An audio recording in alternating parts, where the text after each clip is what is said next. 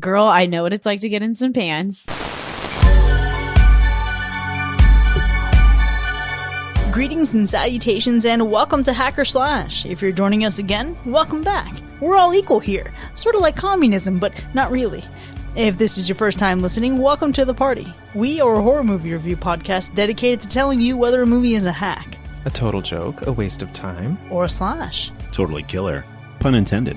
We believe horror is for everyone, and as such, we're rating these movies with the perspective we've all gained from our varying walks of life and the flavors of fear we fancy most. My name is Chris, I'm your friendly neighborhood slasher enthusiast. This week I'm joined by the Superfly Space Guy Mac. Hola, muchachos. The Gore Lover Alexis. Hey everyone. And the Scream Queen Paris. Hey sweets. This week we have a new Shudder original that just hit the streaming service in mid-March, but before we get there, we have some follow-up. We recently reviewed the sort of remake, but not really, of April Fool's Day from 2008. You can listen to the episode to hear how we felt about it, but let's just say it wasn't great. But we wanted to hear from our listeners because surely a myriad of opinions exist about this movie. And surprisingly, only 76% of them gave it a hack, and the other 24% actually enjoyed that movie. Interesting. Like 24% of those people were like, yeah, this was good. Yeah. When given the choice between hack or slash, they did vote slash. I'd venture to say they just tapped the wrong option. No judgment if that's you, or, it's got to put myself in the mind of someone else who might have enjoyed it. It's hard to do. Honestly, Chris, you might be right, though, because all the comments really suggested that this movie was garbage. We have a comment from Sheldon who said, I feel like I was fooled. And I share that sentiment, Sheldon. We also have a comment from Rob, which is actually very bold. He said, quite possibly the worst movie I have ever seen. Agreed, Rob. We also have a comment from Milton who said, I just couldn't finish it. Not worth the time. And to Milton, I say, actually, finish it, because the end is maybe the best part. And finally, we have a comment from Joe who said, trash, utterly a waste of money and time, but I watched it because I love your show, LOL. And to that I say, thank you, Joe. And I'm sorry. That's true dedication. Yeah, misery loves company. But it is also fun to listen to like a really shitty movie and then we can all make fun of it together afterwards, you know? We are also very happy to announce that we're introducing a new support tier for our patrons. In addition to all the benefits from our previous tiers, Slasher 3 patrons also gain a single-use 25% discount code for an order from our merch site, as well as something that has been long requested by our listeners, the power of suggestion for Slasher Picks. They'll get to nominate a movie that'll be included in our monthly voting. And if you want to learn more information, you can visit patreon.com/hackerslash. And that's our follow-up. This week we're turning our heads towards a different kind of joke, one that comes in the form of a horror comedy starring a pair of sentient genes. Now, this movie explores what happens when a young retail employee's first day at her dream job happens to be launch day for a killer new product. This week we're talking about Slaxx. What did you all expect going into this? Pants, right? So I'm thinking, this is a movie about killer pants? This is going to be trash. I'm about to watch a horrible movie and it's going to be super cheesy. It's going to be Thanksgiving level. That's my full expectation. That's so funny. That's what I was thinking. Thanksgiving, but on the weirdest level because it's new. So I was like, oh, pants CGI. It's going to be bad. It's just going to be. I don't know how, but it's going to. But I was kind of like, I think I might be here for it. I had a similar experience. I just saw the movie title in our recording schedule and I was like, what is that, a movie about pants? Like as a joke. And I was like, I saw the poster and realized, oh yes, this is a movie about pants. But from the poster, I got vibes from like kind of like dumb, like 2000s movies like Mean Girls and things like that. And I was like, there's a chance that I might actually like this. So I was pretty optimistic to be frank. Yeah, considering the aesthetic of this movie, I would have been surprised if you went into it not expecting to like it. You know what I mean? Like, it feels like it would be aesthetically on brand for you. Now, I expected silliness abound. So I saw the trailer and I was trying to keep an open mind because I thought they probably gave the best moments away. So I thought a lot of the comedy would have been put in there, but I was actually really amazed to see that they restructured some of the jokes in the trailer so that they don't happen that way in the movie and it kind of lands better. Nice. I think all around, in terms of my expectations, I was wrong. There's certainly some good stuff in the trailer for sure, but there's plenty in here that like kept me entertained while I was watching it. And I had some chuckle to myself moments, some genuine laugh out loud moments. And then it went some directions that I wasn't expecting. But how'd you all feel watching it? With my really low expectations for this movie, I very quickly fell into just a mode of being completely caught off guard. I think the entire movie I spent just going, okay, this is completely not what I thought it was. And I was like entertained and picking up on details they were, putting out into the story, into the characters, just going like, how is this movie called Slaxx? How is this about a pair of pants killing people?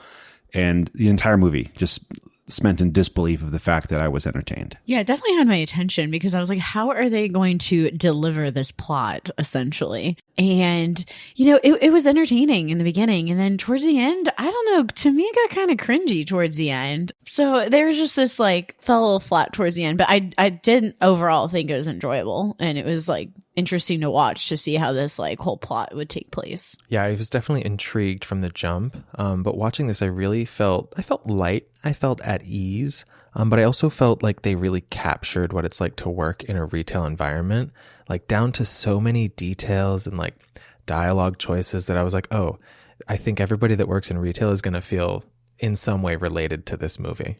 That's interesting because one of the things that surprised me was how I imagine that this is what a lot of people feel, but I was very grateful that I couldn't connect with a lot of it because I have a very limited retail experience. And I think the type of retail job that I work in, it doesn't really line up with a lot of like the fashion industry, right? So I think there's a lot of stuff that I'm able to avoid and not have experience. So I enjoy that. But I think what surprised me most, brace yourselves for this. If you've been listening to this podcast and I ever reference my girlfriend, she hates horror movies and she actually really loved this. And that was a big surprise to me. That's so surprising. Hi, Maddie. Beyond that, in all seriousness, when looking at this movie, I think of like, what other movies are there about inanimate objects, right? Rubber, I think, is one that comes to mind. It's like a movie about a killer tire. The fuck? It's something that I expected to just be silly in one note the whole way through, but it actually did something different and got a little bit darker and got a little bit more serious and grounded itself in a really important message. And I really wasn't expecting that. That's interesting. I know. I was trying to recall if I had ever seen a movie with inanimate objects, and I can only think of like dolls. That was like the only thing that would come to mind. But that's interesting you say that, Chris, because although I was surprised that they took that turn in this origination of sort of the pants, I don't know if that part is what surprised me, that they made that turn, and I don't know if I necessarily liked that. So I'm interested to see like how you break that down, because I feel like that might change my mind a little bit. I was hella surprised about the gore in this. I was not expecting this to be as gory. And it was funny because I did see the trailer and I was like, oh, this is probably all the gore that's going to be in there. And there was a lot in the trailer. So I was expecting it to be less, but I was pleasantly surprised that there was a great amount of gore for this movie. I was honestly surprised by how, in some small way, I related to every single character in this movie on some level, which is very rare for me. I was like, okay, people I get. But I was also kind of disappointed by a lot of the choices that were made, especially towards the end. I think in line with what Alexis was saying about how some of the parts were a little bit cringy. There were certain things that I felt like didn't really add a lot of value. It was a mixed bag for me. I'm going to go back to a couple things each of you has said. So one, the gore was very surprising. The amount of gore that was in this movie and how it was delivered was very surprising.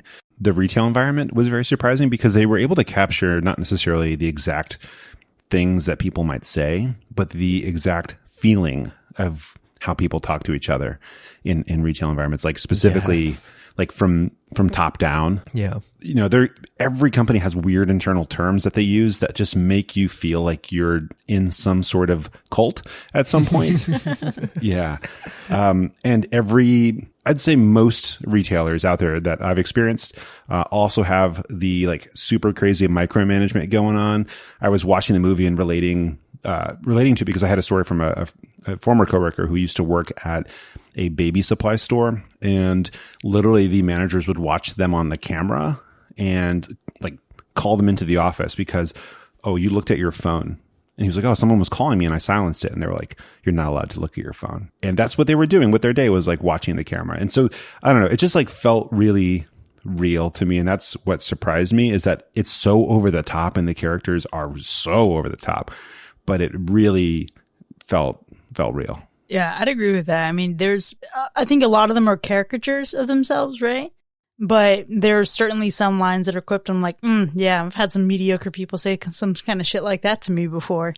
I'm tasking you with this because I have the confidence that you can do this for me. I'm like, how condescending can you be? And I have met that person a million times in life. I didn't expect this movie to be scary, but I think the scariness of the movie is in how accurate that is, right? Not necessarily the words and the big theatrics behind the gestures, but what they're rooted in, like how cutthroat some people can be, how some people see performance and achievement as like stepping stones to just get where they want to be without the consideration of the health and safety of others or the ability for others to thrive in work environments. But I will say I was pleasantly surprised even then by the pants. Like I can't find the pants scary, but I think the kills were pretty effective. Yeah, it didn't scare me, but I was down for it.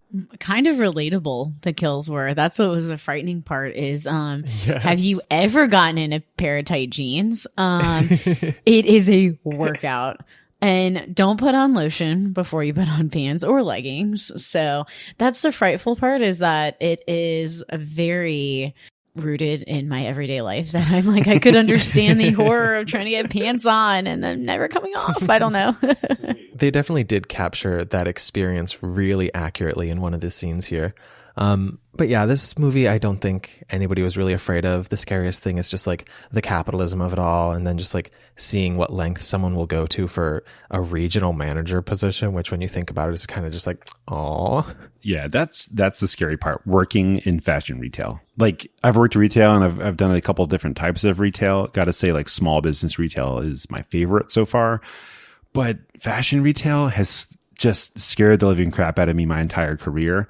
It's just something I want to avoid at any cost. And I mean, I think the scary part about a movie involving fashion retail is thinking about the human abuse that still goes into making our clothes in 2021. Mm-hmm. But Mac, last month was 3 seasons ago. Yeah. That kind of shit would just drive me wild. And that's something that, I don't know, I've never even gotten like a really good vibe, like in walking into places, right? I've never gotten a good vibe that like people really enjoy being there. You know what I mean? It seems like everyone's just kind of suffering in solidarity. And I want to meet someone who really enjoys that, because I feel like the working conditions just must not be great. I mean, it was kind of fun. When you're in high school and you like don't care that much, it's fun to just like fold some jeans for half an hour while you talk shit about your coworkers with a friend. That's not what retail is all about. That's very much what retail is about. Oh, okay. It's interesting because I feel like fashion retail is kind of isolated because it has a lot of younger people working in it, and most of the rest of retail has expanded now in terms of age. Like, pretty much when you go to a place to shop, it's probably going to be anyone from the ages of like 20 to 70 at this point. Yeah, no, that's totally fair. So unrelated to retail in general, while watching this, I kind of had that same conundrum. Have I seen other inanimate objects come to life and, terrorize people? And aside from dolls, the only other thing I could think of was Christine. Okay. The Stephen King piece. But happily, this was nothing like Christine. This was nothing like Brahms. I don't know what it's like. And the entire time I'm watching it, I'm thinking like, this is so weird because not only am I entertained, but I can't really relate it to anything else aside from being at work. Okay. You know what? I was talking about inanimate objects, and Rubber was the one that came to mind. Also, one of the worst fucking movies I've ever seen. There's a movie out there, and I can't remember what it's called, but it's donuts, like radioactive donuts that come to life and have teeth. Oh, God. They get delivered to someone's house, and like they're just, yeah, it goes wild. So this is not original in the sense of like things gaining sentience and coming to life, but I think it's done in a way that feels different and refreshing, and I'm totally happy with the direction that they went and abandoning the overt silliness that I think you can find in a lot of these. Did they abandon the overt silliness? Oh, it had some, but man, you watch Rubber and then you revisit this comment, and we'll discuss further. Okay. Yeah, and the silliness pertained to like the environment, in my opinion, not like the actual genes. I mean, there were a few funny things, but I don't think it necessarily was all about the genes. It was about the characters. It was about their environment. It was about what was going on. It was about this backstory. It was a lot going on, which, I think for it to put all of that together and be something enjoyable and not something that's like super cheesy, I think it's pretty original. Yeah, I feel like you guys are making some solid points, but there is something so specific that this reminded me of, and I'm prepared to be the only one that knows this, but I'm sure some of our listeners will be aware. But there's an anime called Kill la Kill, And it's one of like the more sexy animes, and it's kind of notorious for that. But basically this girl has like this outfit that is alive, and when she needs to fight, she puts on the outfit and it like bites into her skin and draws her blood, and that's like where it gets its power from. So this like very specific thing I was reminded of that a lot during this movie. So I'm wondering if maybe there was some sort of reference there. But ultimately, this felt familiar but fresh. I have to wonder, does the character in the anime, do they enjoy the biting? Yeah, they're like honest. It's like a buddy comedy between her and the outfit, because the outfit has like a lot of really funny one-liners. What does it sound like? What's the voice? Well, I only watched the subtitled version, so he just sounded like a really like excited Japanese man. Oh, so it's a man suit. Yes, the outfit is definitely a man. Biting into a woman. Biting into an attractive young woman, yeah. Oh. That's like watching teeth, except the vagina can talk. Yeah, you know what? Not far off. Well, this has gone a direction, and this movie certainly went a direction with the way that it approached its ending. And I know there are some things that Alexis didn't like about it, but I'd be curious to hear your thoughts. This movie, I think, ends on a way more serious and dismal note than I think it starts. Was that satisfying to you all? It was for me, but at the same time, it was like dissatisfying the way it ends. But when I thought about it more, I was like, actually, it makes so much sense, and it kind of had to end that way to have, you know, the meaning that it was trying to carry the entire film. So in the end, I was happy with it. Although in the moment, I was kind of bummed. Yeah, you guys already know I wasn't a fan of the ending. I do like the way it ended. I like the final scene, you know, where I can't explain too much about it, but there's a conclusion and it is what it is. And I'm like, all right, I'm here for that, I guess. I felt like the kind of reveal and exposition in this movie was a little bit drawn out. But I appreciate that this movie had something that kind of grounded it to having a point. Otherwise, it might have just kind of been too light and frothy without any substance. So I wasn't the biggest fan of the execution, but overall, not mad. But did any of you stay for the post-credit scene? Or even the behind-the-scenes footage in the credits? No. Okay, this is the kind of thing that you have to text us when we watch it. Okay, well, I think I was the last one to watch it, so I'm sorry. Oh, probably. There you go. Okay, well, I won't ruin it for you. But do check it out. And listeners out there, I know we're going to get to the rating this movie in just a moment, but if you decide to watch this, make sure you stay, because there's footage that is there's footage that's mixed into the credits, and there's also like an actual scene, a little clip at the end of the credits. So I think it was worth it. But let's see how this all translates into how we feel about this movie. Now, before we get there, Alexis, how many people died? We have 10 with an asterisk. Can't wait to explain that later. But were any of them animals? No. There was no animals inside this retail store at all. Well, with that out of the way, now let's get into the rating. Slaxx in 2021, newly released on Shudder. Was it a hack or a slash? I'll go first because I don't want anyone to sway my opinion about this movie. Although I didn't like the ending, I, could die and be fine with not seeing killer pants in my life. I do appreciate the artistic work that went behind it. Like, I don't know, this was visually very appealing for me, and the idea and the concept is original to me. So I have to give the people who worked on this credit. So I'm going to give this a slash. That was a roller coaster. Was it? Gotcha. So I have already said a lot of things about this movie. I was pleasantly surprised that I related to almost every character in this. The main character was probably my least favorite, which tends to be the case for me. And I really like the way this captured the feeling of working in retail, specifically fashion retail, which is something I do have experience in. It managed to conjure a visual appeal that sort of balanced the line between like looking clean and like polished, but also dingy and miserable, which I feel like is a really great allegory for working in retail. It's the fluorescence. Yeah. Fluorescent lighting is nobody's friend. But like ultimately this is a movie about killer pants, right? Let's not get carried away. I felt like this movie, let's say, paired well with a rosé, and it straddled the seam of good and bad, but ultimately it was fun. So it's going to get a slash. Well, I'm going to join in now. I feel like it's my turn to give this a slash because this movie was fun, surprisingly fun. Like, you read the synopsis, you may even watch the trailer. I didn't even watch the trailer. I just read the synopsis, and you expect one thing out of it. And then you get in and it's got a cool vibe. And I think that's what I enjoyed most about it is it's got a nice vibe to it. Like you watch it, it's fun, it's entertaining. Parts of it are not what you would expect, which is sometimes good. And, not always good, but for the most part, I enjoyed it. And it was weird enjoying it because I was hoping that I wasn't going to. I was like, a movie about killer pants, I'm going to hate this.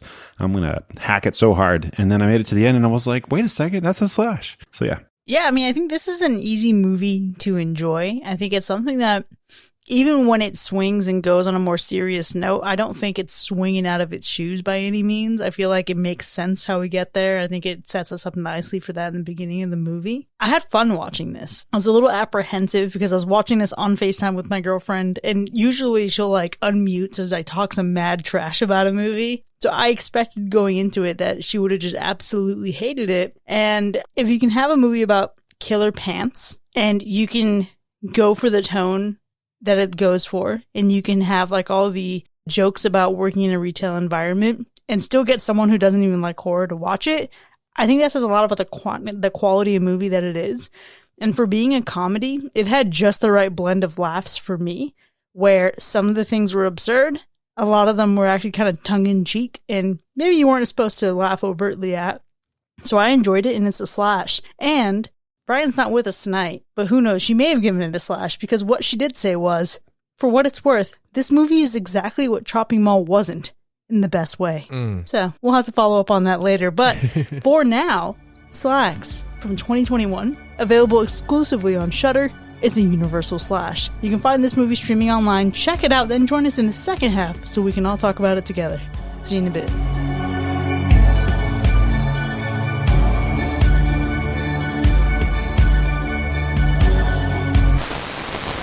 We are a company of culture. We are a company of caring, integrity, and values. What do? We care. About people, about the environment, about each other. At the company, we foster an ecosystem of togetherness, an environment where everyone is included.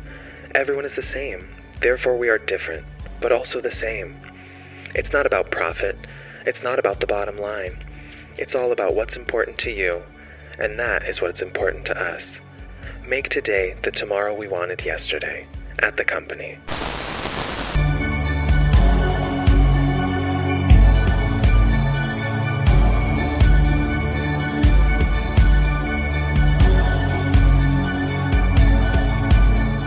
Welcome back, folks. You are now entering the spoiler zone for Slaxx, which is a universal slash. We have a lot to unzip here, but before we get into the specifics of our ratings, we have the matter of gore to get to. Alexis, what size is the gore in this movie? Large?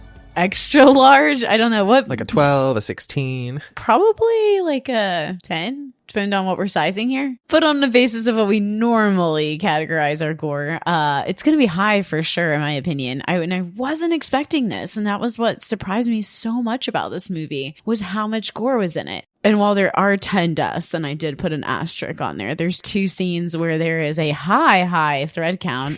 Can't really make out, exactly the thread count, but it's high. Definitely comfortable, definitely stretchy. But it was so surprising to me. And they did it so tastefully. Like, it wasn't like overdone where it was cheesy. It was just like the perfect amount. Lots of blood, and I love the look of the blood in this movie too. It's like kind of dark and rich. I loved all the kills. But if I had to pick one in particular, and I'm gonna go kind of offside a little bit to give you guys, a little bit more kills to pick from and not go straight for the obvious one, is going to be Gemma's. One, girl, I know what it's like to get in some pants. And then also I was like, oh wow, they fit right to her. I was like, I need a pair of those. And then to see her like struggling in the toilet, and like you actually see what's going on, and it's just like tighter and tighter and tighter and tighter. And you're like, oh crap. Usually in normal case, you just get a bigger size, but unfortunately she can't get these off. So yeah. And then I love that after effect where her legs are like kind of crisscrossed. And then, to go into that even more, just the look of her body all contorted in the, cabinet. Looking at that was pretty gruesome, but pretty awesome. Oh yeah. Yes, for sure. I have a question about that kill. Yeah. So she's on the toilet, and then at the bottom, like under the stall, you just see all this blood. And she like lied about being on her period. Was the kill also a period joke? Was that intentional? I didn't pick it up as a period joke. Yeah, I definitely didn't. Yeah. Okay. Just me then. I might have. I just missed it. To be fair, though, cramps do feel like you're being eaten alive from the inside. So I guess there's that. And then your pants do get a little bit tighter. There's another one that you think is the obvious kill. Lord. Okay. I'm curious to see what everyone else says then. Okay. I'm going to go Craig, because that for me was the pinnacle. Because first off, he's a mediocre dude, right? He lives in this environment where it's basically like eating each other alive, just to like stay competitive and to ascend the retail ranks and whatnot. So to see him suffer at the bites of a ton of jeans was super satisfying, down to the bone. You know what I mean? Just skeletal remains. It was so good. Yeah, he was satisfying. But the skeleton at the end was like a little over the top for me. That was like one of the only practical or special effects that I was kind of like, But yeah, watching him die was definitely satisfying. So I'm going to take the obvious kill. I'm with Alexis here. Lord's kill was my favorite, mostly because of how well the actor sold it. His reaction to having really each limb bitten off by a pair of jeans was very believable. It was a perfect combination of like, ow, this hurts so much, and also what the actual fuck. So his performance really sold that for me, and he gets my favorite kill. Yeah, I love that one. So I just think there's a lot of good kills, right? I think everyone has picked a good one. I'm going to go with Peyton because I found that satisfying for the pair of pants to finally get a kill in front of people in the open. And in a really bold way. It wasn't like a sneaky drag you off into the hallway. It was like, I'm literally going to wring your neck in front of a group of people. On camera. On camera. And I don't care whatsoever. Can I do a lamest kill, though? Yeah. Yeah. Because it was for sure Hunter. Yeah, because we didn't get to see anything. I wish I saw that. I thought she was just trying to put the pants on. Yeah, being constricted and just like randomly, like it's like she was like tiptoeing around the room, and then all of a sudden, just you hear her colliding with that thing, and like you see the blood flowing down the wall, and that's cool. But it was the least impressive out of any of them. It was definitely like a diet sugar-free pretzel kill from Suspiria. Yeah. Like 0 calories. Yeah. To get into those jeans. So I love the blood. Like visually, it was just like very, I think it's because the look of this store is so stark, like white and very geometric, that there was such a contrast, and I'm sure you guys can relate. Visually, that's what I loved about this movie. It was just like, I think the OCD came out in me that I was like, oh my gosh, everything in this store is perfect. The lines are perfect. Like the clothes are folded perfect. Like it was just very visually satisfying. I gotta say, Alexis, I agree generally, but as somebody who has folded an entire wall of jeans, that wall was far from perfect. Real sloppy work there. Yeah, like if you didn't look too closely, everything looked really nice and graphic and bold, but if you looked at the details, it was sloppily done, and I would ask to do it again. But that was also my favorite visual element, just the way they captured like a store we've all been in but doesn't actually exist for legal reasons. Oh, this definitely exists, right? Is this not Urban Outfitters or United Colors of Bennington? No, not Urban. I feel like this was more Uniqlo. Oh. This was Uniqlo all the way. I've never heard of this store. They sell really good basics. Yeah. But it also had like H&M, Zara vibes with like the culture. It felt like H&M meets Express meets Gap. Mm-hmm. Yeah, it was every fast fashion brand there is in existence, and probably some slow fashion brands too. I think visually, my favorite part was the moments of darkness. I feel like it was treated really well, and we get some subtle lighting throughout. We also get some moments where they're not afraid for it to just be dark, and I think it actually worked out really well because we're in this really enclosed space. And we're after hours, and it should feel like nighttime, because I feel like if there was so much light, this could be any time of day. If everything was really well lit, this could be a mall at 2 p.m. So I think it was really smart to make this indoor setting look like nighttime, and I liked it. Yeah, it had like dungeon energy. Well, you are trapped there, trying to escape. I think one of the things that is surprising me most about this moment is that no one has said the jeans. Because for me, the jeans were it. Oh, really? Yeah, absolutely. The look of the jeans I was a fan of. The jeans with the facial expression, that's amazing. Like the first time we get the hissing jeans and like the little crumpling mouth and like the pocket for eyes, that was when I actually laughed out loud. I'm a sucker for Muppets, right? So that was a thing for me. That's totally right up your alley because I thought that was the cheesiest thing. I was like, is this a snake? Is there a snake in this pants? Exactly. Or what? Give me some spicy jeans and I'm happy. It's totally fine. Did you also like the design of the logo? I did. I thought It was reminded cool. me of that one S that everyone makes in middle school. Oh yeah, with the 6 lines. Oh yes. Oh yes. It felt very adjacent to that. I had major problems with that logo because it's literally SS, which is not good. Oh to yeah, use. that is true. Well, Yeah. they're evil genes, so That's right. and they filled with blood every time he killed someone, which was know. kind of weird. Evil in every thread. I do have a question about the jeans, because I couldn't tell if it was like some good puppetry or if it was like CGI. But it definitely reminded me of something very specific, and I'm hoping somebody here can help me remember what it is. But it's like this old claymation show from the 90s that had like this little green guy who like lived under a bed, and he had like really big eyes, and like occasionally like his tongue would get really long. Was that Gumby? No, it wasn't Gumby. He was like short and like mostly eyes and a mouth. And he like lived under a bed with a couple other claymation things. Wait, I got it. It's Bump in the Night. Oh my God, that's exactly right. Yeah, there it is. There it is. Okay, I described that green thing perfectly if I do say so myself. You did. Oh, you can watch it for free on Tubi right now. Watch it and tell me the animation style wasn't the same thing they used for those jeans. That's a compliment, honestly, because Bump in the Night was great. I remember watching that all the time. Yeah, and the jeans looked believably alive. The work that went into those jeans gives them so much personality, and I absolutely love that. Some of the best scenes in this movie center around the jeans emoting, right? For me, my favorite was when you have the jeans and it has like the mannequin, right? So it's now wearing a shirt, it has a bindi on its forehead, and they're interacting with it at with a security camera. Start playing the music and the thing's dancing, right? Once they start talking to it, it's like shuffling slowly towards the camera. For some reason, that shit cracked me up. I absolutely loved it. Oh, that was so cringy. Wait, I also laughed very hard. It was funny because it was like the juxtaposition of them having this like really intimate, like important, serious moment with a mannequin that was giving no emotion whatsoever, but we were supposed to be getting emotion from it. I thought it was really funny too. Yeah, and then like just walking around with a bloody stump of a hand writing in the blood of its victims. As soon as that mannequin torso got added. That whole interaction, I think, was probably the moment where I was like, this is a slash. This right here. Mm-hmm. The mannequin holding the stumpy hand, drawing on the wall, writing its story. I was like, this is obviously a slash. This has made it for me. I think my favorite scene, though, is also a dancing scene, but it's the jeans just dancing. The first time we get the Bollywood music. And the jeans are like, oh, I like this. And they start dancing. That made my fiance just crack up. And we were like, this is amazing. I also love that that's just the moment we realized that she actually did like that song. Yeah. That's funny, Mac. That was actually my worst part. So we can knock that off right away. As soon as it happened, I was like, okay, this is where it's going too far in the cheesy direction. And they've lost me for the next 2 minutes because that scene went on forever.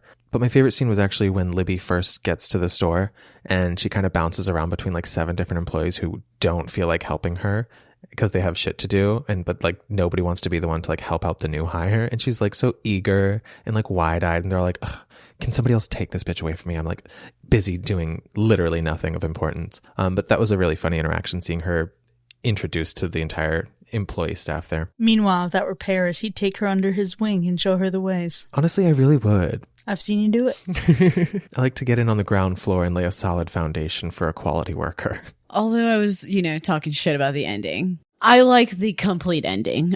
Surprisingly, usually when it just, I don't know, I'm a sucker for like a Disney ending where, everyone, wins. The girl gets the guy, you found your glass slipper, like all that sort of cheesy stuff. When we get to the end, the moment where the jeans and Libby are having like a very intimate moment. And I was like, is this supposed to, like, please, like to me, it's still jeans. I'm just like, what? I get the backstory, but the backstory to me was just a little bit, that was the cringy part. I just loved how there was just like the rawness of these jeans being like, nope, fuck this, or we're gonna attack. And I mean, I wasn't expecting that, and I really love that. And you just see this like massacre, and you see all this blood everywhere, and it was just not the ending I was expecting. I was expecting it to be like, oh yeah, you're right. Mm-hmm. We'll forgive you. No, actually, because that's not really what happens. And we're slaughtering people. Yes, no, the killer genes definitely go for the jugular. Yeah, they go for the jugular with the zipper. I'm sorry, have you ever seen a pair of Wranglers back down? No, they're all in it. Raw denim is hot right now. I love that you bring that up, Alexis, because I think the cool thing about that is just the juxtaposition, right? Because yes, it is still genes, but also there's a human behind those genes, in some way, shape, or form. And I absolutely love the genes as a character. You get Kadet's backstory and you find out that she's this young girl who suffered a tragic fate. Just in the beginning, right? We saw where this came from. We saw the cotton that this denim was made from. And I think that's what made it a slash for me. The fact that it's still on its surface like a light, fun comedy, but at the end of it, you have, commentary on child labor, corporate greed, bullshit influencers, and even things that like having to tackle diversity and inclusion in a retail space and just the dumb shit that people will say to you, right? Or the way that people approach you about things. But even a little bit of feminism, right? Like just the whole package for me comes together in the threads of those genes. Absolutely loved it. The ending for me, initially, I was bummed by it, Alexis, because I'm like, we get to the end and she falls and hits her head. And it seemed so light when it happened, when she was getting trampled, that yes. I was like, there's so much blood, but it happened, whatever, I'm fine with it. And then you start thinking about the fact that like she was now like just given vision to see what's the reality behind this thing she was idolizing, this brand. And then she's like, I'm going to be able to stop this somehow. Of course not. Like it's global. And so when she's trampled by the masses, it's just, it's deep. It's not like that deep. You know what I mean? It's not philosophy like 404 or something, or however college course numbers work. It's definitely like in the 102 kind of category, but it plays to the reality in that we like seemingly can't do much about it because it's so big, it's so massive, and we're mostly all aware of it. Like there was, I forget which show it was on, but there was a really good expose on fashion brands and how much waste there is and how much they're like destroying the world. Yeah, definitely. Textile pollution is terrible. Oh, it's horrible. The pollution, the fact that people think that you can just like donate your clothes and then you're doing service to the environment. In reality, they're just getting thrown out anyway. So in some cases, but I don't know. It's kind of crazy that we get to this point and you're like, oh, she didn't make it. That's so sad, but she was working so hard or whatever. But you're like, yeah, that's the point, is that you could find out what's really happening and then think that like your individual voice could do something, but the masses will just like swallow you right up. Welcome to your dream job. You will die alongside your hopes and dreams. You thought really deep into that. I was going to say, it just reminds me of what is that, Friday after Black Thanksgiving? Friday. Black Friday, yes. But Mac, yeah, I agree with you, Alexis. I am glad that your distaste for the ending was based in such significance and depth, because for me, I just wanted Libby to get like trampled harder. She was really just kind of pushed, and like you said, there was a lot of blood for how light that little head smack seemed. I wanted like a full Black Friday like trampling that kind of matched the level of gore that we got throughout the movie. I felt like it was a pretty underwhelming death for her, but I gotta say, she was not my favorite character, so I wasn't mad to see her go. She was not mine either. She was so annoying. Yeah, she was kind of the annoying one, right? She's like a wannabe final girl, but you're not. I didn't mind her at all. The jeans are the final girl. Gemma was obviously one of my favorite characters, probably the one I related to the most. Just seeing her walk around like as just like a hot dumb bitch with limp wrists, I was like very that. And then when she said, it's a small price to pay for an awesome ass, I was like, there you go, girl. You get your best life. And that's when I knew she was going to die first. See, I was a fan of Shruti. That was my favorite character of the whole film. And it was unfortunate that the jerk off Craig had to like stab her right at the end. Yeah, I was like, what the heck? And it was quick too. Like she went out like, I know. Yeah. Boom. Quick stabbing on the floor. Done. Game over. That was sad. I maybe because I haven't been so involved in retail that I can't pick up on, the typical, I don't want to say tropes, but possibly tropes of certain characters. But I don't know, like to me, they were just surface level characters that were deep enough for the movie, but no one like I really liked in this movie. No one I was rooting for. I mean, I was rooting for the Jeans, honestly. As you should be. I know. Who wasn't? Because the backstory did its job. Yeah, it did. I guess it did something. But I was rooting for the Jeans, and I was like, all right, cool. But honestly, like, it was cool. All of them were like shitty in my, like, I know they were supposed to be. Like, the store manager was like the worst. And at one point, you know, with his arc for his character, I was like, oh, he's turning around. And then he ends up even shittier than he was before. I was like, are you kidding me? Mm-hmm. Coming at you with classic lines like, do you want everyone else to be afraid? That's not really showing team spirit. Gaslighting your employees. But I also loved, I highly advise against that course of action. Like, instead of telling someone no. Yeah. Yeah. Just avoiding it at all costs. That's the way the CCC has always done it, and we will not deviate at this crucial juncture. All the little lines like that were so satisfying because it felt very, very retail. Yeah. It felt like, oh, someone has heard this before. Like, the whole ecosystem thing hurt my brain to hear because it felt so real. Because it is real. Oh, yeah. And Alexis, you were absolutely right to use the word tropes, because these are all people that I have worked with, which is why in some way I could relate to them. And yeah, they're not the most likable, but they are real humans. Honestly, I was actually a little disappointed that Hunter died as quickly as she did, because I felt like she had like aspiring manager vibes, and I felt like she was one of the more competent and at least like driven or like focused of the team. So to see her go in such an underwhelming way, I was like, oh, Hunter. But also, she was like having sex with that teenage boy. Yeah, aside from the sexual relationship with her coworker, on top of being okay and just feigning ignorance to employee theft. Besides those two things, she's great. I'm with you, Paris. Everybody that was on screen reminded me of someone that I've worked with. Even the guy who's like folding, he's one of the new hires, I think, as well. And he's like folding something, and Craig walks up to him and says, you know, whatever he says. And the guy just like completely responds incorrectly. And like, even that guy reminded me of people I've worked with in the past. And it's so on point. It's obviously absurd. It's taken to the maximum, but honestly, that's kind of retail sometimes. Like, sometimes people are to the max. Yeah, to the max, just like an overuse of radio. Right. When you're right next to each other. Oh, that was very well done in this movie. Oh, that was so, I was like, I've seen people do that. I think the best part for realism was probably Peyton's crew that was with her, just like absolutely not caring about what was going on. Their faces. For sure. Yeah. Who is she supposed to be? She's just an influencer vlogger. Like an amalgamation of different influencers. Mm-hmm. The worst part of this movie for me comes in two places. It's every time someone is like going to be a vlogger, or someone's doing some kind of like web series, they always have the shittiest looking handy cam, right? It's always a video camcorder, not even like a DSLR, not anything that anyone would actually take seriously. It's always that one shitty thing, and it drives me nuts. But then on top of that, I'm really scraping the bottom of the barrel because I did like so much of this movie. The only thing that I would think I was like a little meh about was the literal hypnosis of people to putting the pants on. Not the fact that they were hypnotized, but the green glowing in the eyes. Got a little weird. Okay.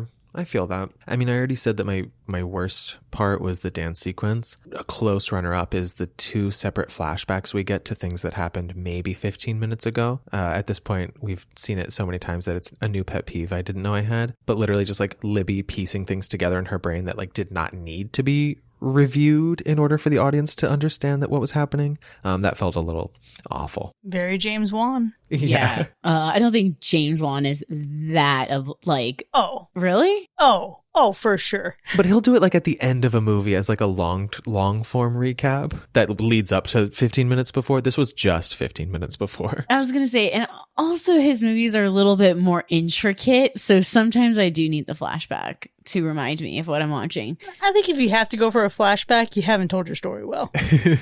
Well, I don't know. They told the story very well and didn't need the flashbacks in this. And that was one of the worst parts for me. So I was watching this in the car. So I'm like, maybe it's the internet lagging. So I was like, paused it. And then I went back and I honestly had watched the flashback, I think like 3 times. Oh, no. I don't have much to pick on here for a worst part. So I'm just going to go back to the fact that they chose the SS logo on the jeans. That was a pet peeve. I feel like they could have done like a little bit more research to maybe come up with something slightly better. Maybe it was on purpose. I don't know. Wait, are we sure it's SS and not WW? No, it was definitely SS for... Because it was like supersizers. Right, super slimming or something slim. Okay. Yeah. And honestly, That's probably my second worst part. Canadian cotton sounds like a store that I would be interested in shopping in. I'd be like, oh, that sounds cool. That sounds fresh. Let me go in there. They got you. They got me just with the name. You know, it actually brings me to a point. So again, this is like a Canadian horror movie. I don't think I've ever seen a Canadian horror product that I disliked. Because Black Christmas was made in Canada. My Bloody Valentine is also a Canadian horror film. There's this. There's Slasher on Netflix is made in Canada. I'm a big fan all around, I think, you know? I mean, they made Degrassi. So all that to say, I'd absolutely watch this again. How about you folks? I think I would. It'd be some time, but like I totally would. It'd have to be like in a few years and like want to see something silly but good.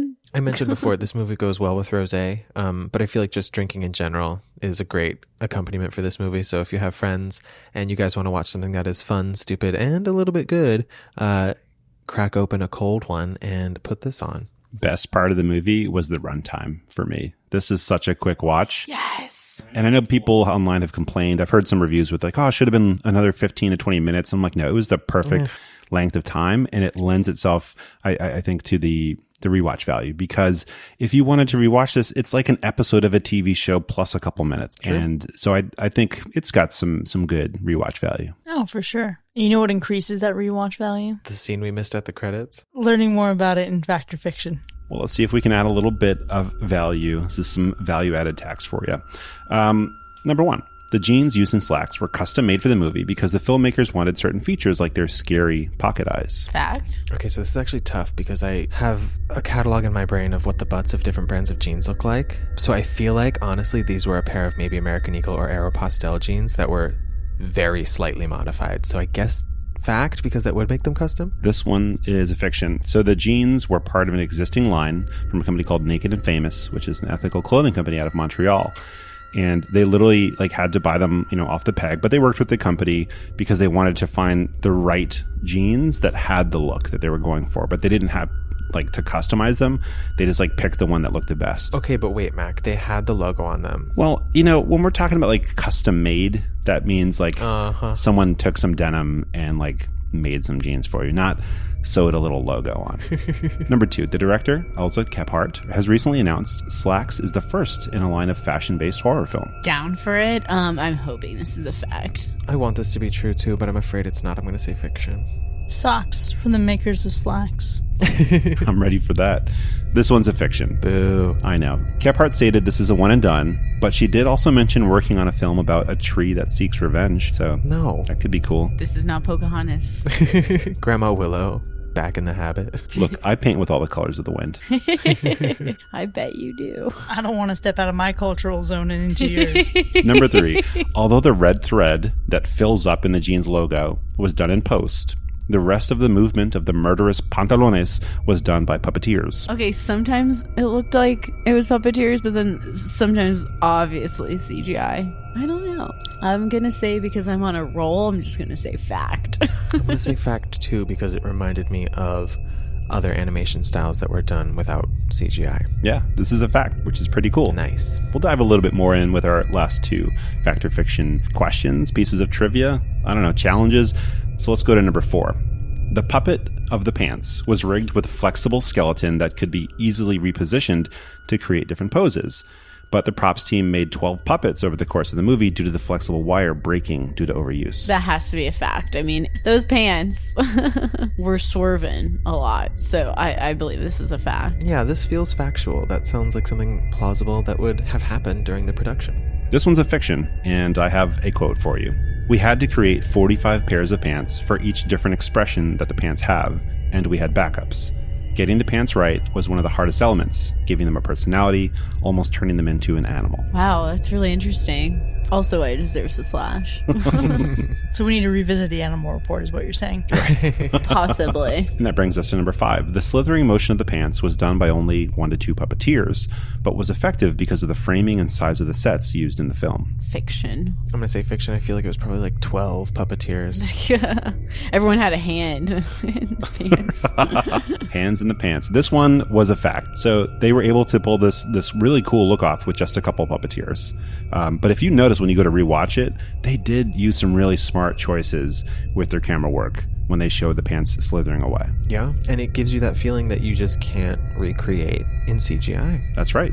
Because CGI is almost always bad, except for when you're watching Marvel movies, because I'm a huge Marvel movies fan. So you're saying when it stood up too? Do you know? Like when Puppeteers. I mean, I'm just going based off... It just looked fake. Yeah, when it was dancing around. I know. So I'm using quotes from the director. There's not a ton of information out there yet. So if I'm wrong, please, at me or at us. I'm telling you, watch the credits. Oh, okay. They show how they got the jeans to dance, and it's amazing. Oh my God. We're going to do it. Well, that was Fact or Fiction. There you have it, folks. Slaxx, the innovative jeans with a universal fit, has earned a universal slash. And we've had a lot to talk about here, but that doesn't end here by any means. This is a hot new movie. A lot of folks are watching, so we want to hear your take. Did you dig it? Did you dig the deeper themes, or were you a little tired of seeing the pants dance around? Now, keep in mind there are a number of ways you can reach out to us, starting with our website, hackerslash.com. And on our social media accounts on Facebook, Instagram, and Twitter. And if you have a complaint about the sizing of jeans,